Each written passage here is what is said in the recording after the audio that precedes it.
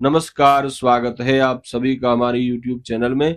आज के इस वीडियो में आप श्रवण करेंगे आषाढ़ मास के कृष्ण पक्ष के सोम त्रयोदशी सौम्य प्रदोष व्रत की कथा। इस बार 2025 में आषाढ़ कृष्ण पक्ष का प्रदोष व्रत जो है वह 23 जून सोमवार को किया जा रहा है।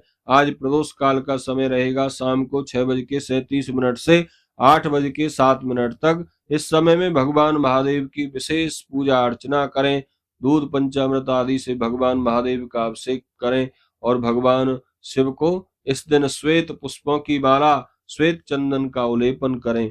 आइए श्रवण करते हैं सोम प्रदोष व्रत कथा। आदरणीय श्री सूत जी महाराज शौनक आदि ऋषियों से कहते हैं, हे ऋषियों, अब मैं सोम त्रयोदशी व्रत का महात्म्य वर्णन करता हूँ।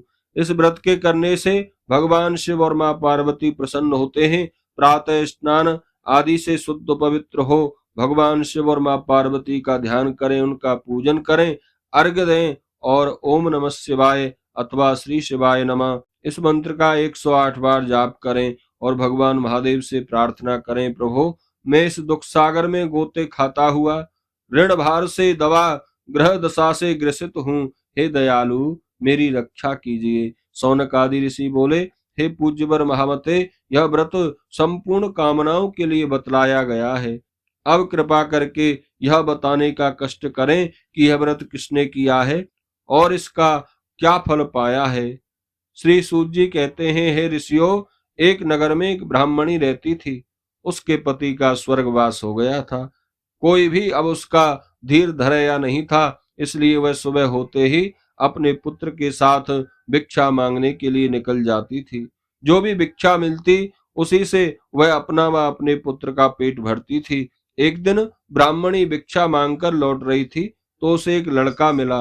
उसकी दशा बहुत खराब थी। ब्राह्मणी को उस पर दया आ गई। वह उसे अपने साथ अपने घर ले आई। वह लड़का जो था वह विदर्भ का राजकुमार था।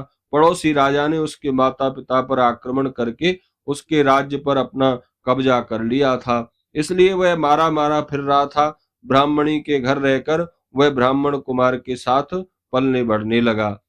एक दिन ब्राह्मण कुमार और राजकुमार खेल रहे थे। उन्हें वहां गंधर्व कन्याओं ने देख लिया। वे राजकुमार पर मोहित हो गईं। ब्राह्मण कुमार तो घर लौट आया, लेकिन राजकुमार अंशुमति नामक गंधर्व कन्या से बात करता रह गया। दूसरे दिन अंशुमति अपने माता पिता को राजकुमार से मिलाने के लिए लाई। उसको भी राजकुमार पसंद आ गया और कुछ ही दिनों बाद अंशुमति के माता पिता को भगवान शंकर ने स्वप्न में आदेश दिया कि वे अपनी कन्या का विवाह राजकुमार से कर दें। फलतः उन्होंने अंशुमति का विवाह राजकुमार से कर दिया। ब्राह्मणी को ऋषियों ने आज्ञा दे रखी थी कि वह सदा प्रदोष व्रत करती रहे।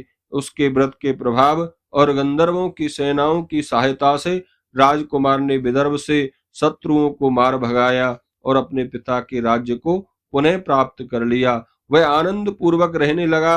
राजकुमार ने ब्राह्मण कुमार को अपना प्रधानमंत्री बना लिया। राजकुमार और ब्राह्मण कुमार के दिन जिस प्रकार ब्राह्मणी के प्रदोष व्रत करने से फिर गए, उसी प्रकार भगवान शिव अपने सभी भक्तों के दिन फेरते हैं। बोलिए शंकर भगवान की जय, पार्वती माता की जय।